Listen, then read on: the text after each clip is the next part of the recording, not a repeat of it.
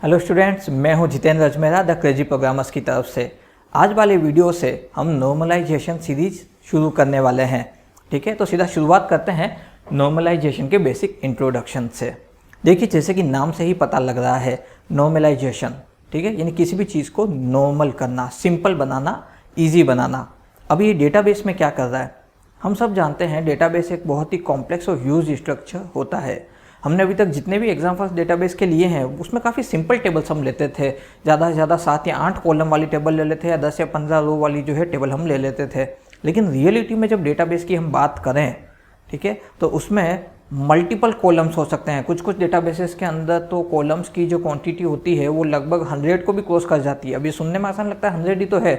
आप सोचिए, अगर मैं हर एक को नॉर्मल साइज में भी शो कराना चाहूँ तो मुझे कितना बड़ा डिस्प्ले चाहिए होगा, ठीक है, जो कि प्रैक्टिकली पॉसिबल नहीं होता है। तो एक्चुअली होता क्या है कि करंट टेक्नोलॉजी के हिसाब से अगर हम बात करें तो बड़ी स्क्रीन भी ले आए तो भी डेटाबेस को कंट्रोल करने के लिए फिर 3-4 बंदे चाहिए सिंगल शीट पे वर्क करने के लिए। ठीक है, नॉर्मल कंडीशन वाली जो हमारी शीट है उसको आप बार स्क्रॉल करेंगे तो इन सब चीज़ों से होता क्या है, एक्चुअली ह्यूमन ब्रेन की कुछ कैपेसिटी होती है, वो उसके अकॉर्डिंग जो उसकी हम बोल सकते हैं कि फोटोग्राफिक मेमोरी जो होती है एक लिमिटेड जो है प्रोसेस पे वर्क करती है। तो इन शॉर्ट जो मैं बताना चाह रहा हूँ वो ये कि भाई डेटाबेस जितना ज़्यादा कॉम्प्लेक्स होगा, जितने ज़्यादा उसमें कॉलम्स होंगे, जितनी ज़्यादा रो होंगी, उतना ही ज़्यादा उसको मैनिपुलेट करना, ऑपरेट करना, उसको एग्जीक्यूट करना या एक्सेस करना या करेक्शन करना या मेंटेन करना, इन सब चीज़ों में बहुत ज़्यादा प्रॉब्लम आएगी। ठीक है, जब स्टार्टिंग में डेटाबेस बनाए गए थे तब ये सारी प्रॉब्लम्स आ रही थी, इसलिए डेटाबेस बार बार फेलियर हो रहे थे। इसीलिए धीरे धीरे ये जो है खोज की गई कि कैसे हम डेटाबेस को जो है सिंप्लीफाइड कर सकते हैं और उसी प्रोसेस को नॉर्मलाइजेशन नाम दिया गया।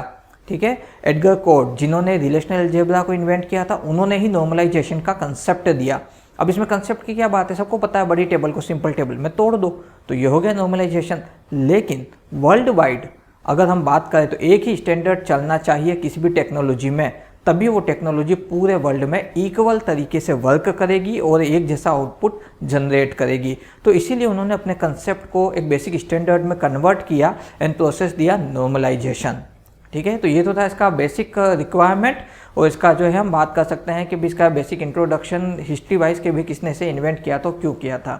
ठीक है, अब हम बात करते हैं इसके रिक्वायरमेंट की थोड़ी डिटेल में।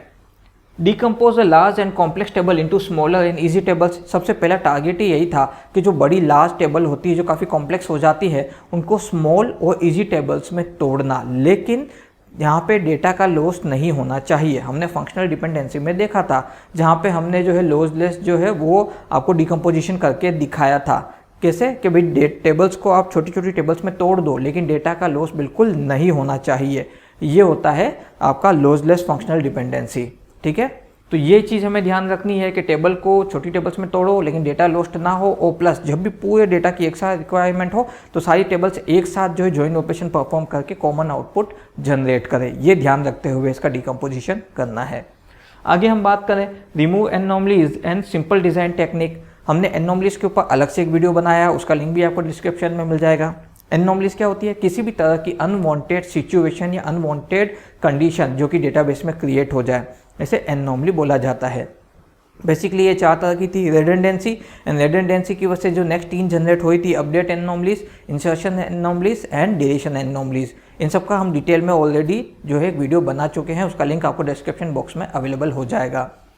और साथ के साथ ये क्या काम में आता है कि नॉर्मलाइजेशन को यूज़ करने की वजह से जैसे जैसे मतलब अगर हम बात करें कि जनरेशन बदल रही है, जैसे जैसे जो है क्रिएटिव पर्सन्स डेटाबेस फील्ड में आ रहे हैं तो वो नॉर्मलाइजेशन को और एनहेंस कर रहे हैं, यानी कि उसे और बेहतर बना रहे हैं। तो नॉर्मलाइजेशन का मेन मकसद क्या हो गया कि ये सिंपल डिज़ाइन टेक्निक है डेटाबेस को डिज़ाइन करने के लिए।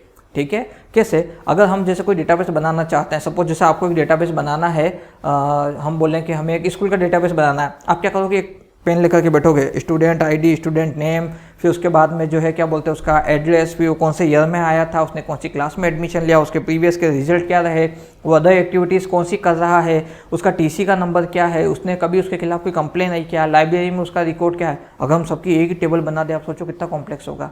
ठीक है, तो यहाँ पे क्या होता है कि सिंपल डिज़ाइन टेक्निक, यानी कि जिसे पूरा नॉलेज है नॉर्मलाइजेशन का, तो वो ऑलरेडी टेबल्स बनाते वक्त एक हद तक पहले से ही टेबल को नॉर्मल्स फॉर्म में बनाएगा, नॉर्मलाइज फॉर्म में बनाएगा, और नहीं तो कॉम्प्लेक्स टेबल का सारा डेटा कलेक्ट करने के बाद में पहले उन्हें नॉर्मलाइज करेगा, फिर उनकी प्रोग्रामिंग शुरू करेगा। तो यहाँ पे ये हो गया आपका सिंपल डिज़ाइन टेक्निक। अब हम बात करें इजी मेंटेनेंस। देखिए डेटाबेस बनने के बाद में भी मेंटेनेंस जो है वो हमेशा किया जाता है। ऐसा नहीं डेटाबेस बना के छोड़ दिया या फिर रिलीज कर दिया होता रहेगा। जब भी कोई डेटाबेस क्रिएट किया जाता है सबसे पहले तो उसकी टीम असाइन करी जाती है जो कि मेंटेन करेगी डेटाबेस को, और ये लाइफ लॉन्ग है। यानी कि हर एक डेटाबेस की खुद की एक मेंटेनेंस टीम होती है जो लाइफ लॉन्ग डेली बेसिस पे, यानी कि हर थोड़ी थोड़ी देर में उससे मेंटेन करती है, चेक करती है कोई प्रॉपर वर्क कर रहा है या नहीं। तो ये मेंटेनेंस इजी कैसे होगा? जब डेटाबेस का डिज़ाइन सिंपल हो गया तो सारी टेबल्स को एक्सेस करना और उनको जो है क्या बोलते हैं मेंटेन करना काफ़ी ज़्यादा इजी हो जाएगा। तो इसीलिए इजी मेंटेनेंस के लिए भी नॉर्मलाइजेशन बहुत ही ज़्यादा ज़रूरी हो जाता है। अब हम आगे बात करें durability and long life. Obvious ही बात है, अगर डेटाबेस सिंपल डिज़ाइन को फॉलो कर रहा है, उसका मेंटेनेंस अप टू डेट चल रहा है, उसमें एनोमलीज नहीं क्रिएट हो रही है, तो यहाँ पे डेटाबेस की ड्यूरेबिलिटी बढ़ जाएगी और डेटाबेस काफ़ी लंबे समय तक जो है पर्पसफुल बना रहेगा, काम में आता रहेगा। ठीक है, तो ये नॉर्मलाइजेशन का एक और बेनिफिट हमको मिलता है। अब इन सब का एक्चुअली हम कॉमन सेंस निकालें तो कॉस्ट यानी कि मैं आपको पहले बता चुका हूँ कि सिर्फ फिनेंशियली टर्म में नहीं, ह्यूमन लेबर से लेकर के क्रिएटिव माइंड तक की हम बोल सकते हैं कि सोचने की क्षमता तक का जो इस्तेमाल हो रहा है, प्लस जितना भी डॉक्यूमेंटेशन हो रहा है, जितना भी जो है ह्यूमन रिसोर्स यूज़ किया जा रहा है एंड देन फिनेंस खर्च किया जा रहा है, ये सब कॉस्ट में आता है। तो ओवरऑल कॉस्ट में भी कटिंग होती है जिससे कि कम बजट में अच्छे सॉफ्टवेयर तैयार किए जाते हैं। ठीक है, और जो कॉस्ट बचा वो उसको उसके मेंटेनेंस पे खर्च किया जाता है। ठीक है, आगे बात करें step by step process. Normalization ऐसा नहीं कोई भी टेबल उठाओ अपनी इच्छा से उसको नॉर्मलाइज कर दो। आज के समय में नॉर्मलाइजेशन के अंदर step by step process follow किया जाता है। ठीक है, जैसे कि उसके अंदर अगर हम बात करें तो टोटल मिला के 7 स्टेप्स है जो कि इसको स्टेप बाय स्टेप एग्जीक्यूशन में मदद करती है। 1NF यानी कि first normal form, 2NF second normal form, NF का मतलब यहाँ पे नॉर्मल फॉर्म है, 3NF, फिर है BCNF। BCNF एक्चुअली क्या है कि 3NF तक जब हम आते हैं तो मोस्ट ऑफ यानी कि मान के चलिएगा आप 97% तक की जो डेटाबेस टेबल्स होती हैं वो ऑलरेडी नॉर्मलाइज हो चुकी होती हैं थर्ड नॉर्मल फॉर्म तक आते आते। ठीक है, लेकिन सारी टेबल्स नहीं। ठीक है, तो यहाँ पे BCNF जो है ये एक मीडिएटर फॉर्म हम बोल सकते हैं जिसको हम 3.5 यानी 3.5 नॉर्मलाइज फॉर्म भी बोल सकते हैं। फिर उसके बाद में आती है 4NF, फिर 5NF और 6NF। अभी 6NF खाली प्रपोज किया गया है, अभी तक इसके टर्म्स एंड कंडीशन यानी कि कौन सी ऐसी चीज़ होगी जो 6NF में अप्लाई होती है वो अभी तक प्रॉपर डिसाइड नहीं हुआ है। क्यों? क्योंकि जैसा मैंने बताया 3NF तक आते आते ही काफ़ी सारी टेबल्स जो है ऑलरेडी नॉर्मलाइज हो जाती है। फिर भी उसके आगे BCNF, 4NF और 5NF है। तो टोटल मिला के यहाँ पे 7 स्टेप्स है या फिर हम 7 फॉर्म्स भी बोल सकते हैं नॉर्मलाइजेशन फॉर्म्स की। ठीक है, और ये स्टेप बाय स्टेप प्रोसेस कैसे है? देखिए सबसे पहले जो है रिपीटेड वैल्यू को हटाया जाता है। अब ये कॉलम और रो दोनों पे अप्लाई होते हैं सारे टर्म्स एंड कंडीशन किसी भी टेबल में। डुप्लीकेट रोज को हटा दिया जाएगा। ठीक है, कहीं पे अगर बंच ऑफ डेटा दे रखा है तो डेटा को सिंप्लीफाई करने के लिए एटॉमिक वैल्यू अप्लाई करी जाएगी। एटॉमिक वैल्यू क्या होती है ये आपको 1NF के टाइम पे समझ में आ जाएगा।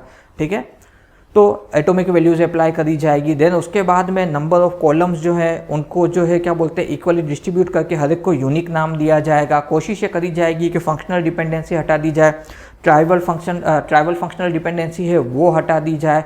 ठीक है, कंपोजिट की को ब्रेकआउट करके प्राइम की और नॉन प्राइम एट्रीब्यूट्स जो हैं उनके बीच का जो है एक तरह से हम बोल सकते हैं कि डिफरेंस खत्म किया जाए। अब ये प्राइम एट्रीब्यूट और नॉन प्राइम एट्रीब्यूट क्या होते हैं ये भी आपको जो है 1NF 2NF के टाइम पे समझ में आ जाएंगे। ठीक है, तो ये सारा जो प्रोसेस है ये नॉर्मलाइजेशन के लिए किया जाता है ताकि एक कॉम्प्लेक्स टेबल इजी हो जाए। ठीक है, तो ये सब कुछ बेसिक इंट्रोडक्शन था नॉर्मलाइजेशन फॉर्म के बारे में।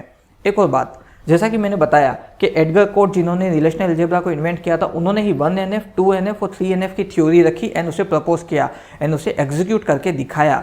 उसके बाद में इस चीज़ को मान्यता मिली। फिर उसके बाद में उन्होंने रेमंड F बॉयस के साथ मिलकर के BCNF डिज़ाइन किया and vice versa 4NF 5NF भी जो है ये इसी थ्योरी के बाद में आगे जनरेट हुए। ठीक है, लेकिन चूंकि यहाँ पे कोई इंडिविजुअल पर्सन नहीं था बल्कि टीम्स वर्क कर रही थी इसलिए किसी एक को ये क्रेडिट दिया नहीं जा सकता। लेकिन BCNF तक ये 2 पर्सन सबसे ज़्यादा इंपॉर्टेंट रोल प्ले कर रहे हैं, यानी कि 1NF 2NF 3NF दिया एडगर कोड ने और उसके बाद में BCNF जो है एडगर कोड और रेमंड F बॉयस ने मिलकर के डिज़ाइन किया। इसीलिए इसे बॉयस कोड नॉर्मल फॉर्म बोला जाता है। बॉयस इनका सन है, कोड इनका सन है, उसको यूज़ करके। Then 4NF 5NF and 6NF। तो ये था बेसिक इंट्रोडक्शन अबाउट नॉर्मलाइजेशन, उसकी बेसिक हिस्ट्री, उसके स्टेप बाय स्टेप प्रोसेस और उसकी रिक्वायरमेंट। ये सब नॉर्मलाइजेशन को समझने में आपको हेल्प करेंगे। नेक्स्ट वीडियो से हम 1NF 2NF ये सीरीज शुरू कर रहे हैं ठीक है, तो हमारे नेक्स्ट वीडियो का नोटिफिकेशन पाने के लिए हमारे चैनल को अभी सब्सक्राइब कर दीजिए और इस वीडियो को लाइक कीजिए। इस वीडियो के नोट्स आपको डिस्क्रिप्शन बॉक्स में मिल जाएंगे। मैं उम्मीद करता हूँ नॉर्मलाइजेशन का बेसिक इंट्रोडक्शन आपको अच्छे से समझ में आ गया होगा। फिर भी अगर आपके मन में कोई भी डाउट है या कोई क्वेरी है या कोई सजेशन या फीडबैक है तो आप हम कमेंट बॉक्स में लिख करके बता सकते हैं। द क्रेजी प्रोग्रामर्स की तरफ से आज के लिए बस इतना ही।